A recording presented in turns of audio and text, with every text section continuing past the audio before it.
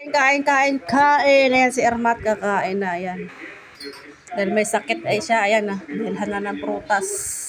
Pakwan, saging, peras. At ito naman yung pang-almusal niya bukas. Tinapay. Magmaligam-gam na tubig muna siya. Paulanan ko siya ng sinabawang isda na may kangkong.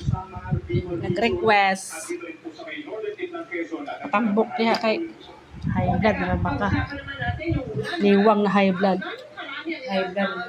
Ano siya tawag din payat na high blood. Tridor ba ng high blood?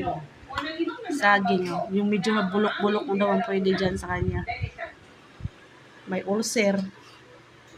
May high blood. Sarap. Ito naman sa akin. Hiwalay ko yung ulam ko kasi hindi siya pwede sa maasim.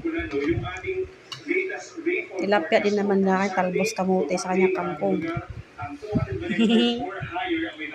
Kain.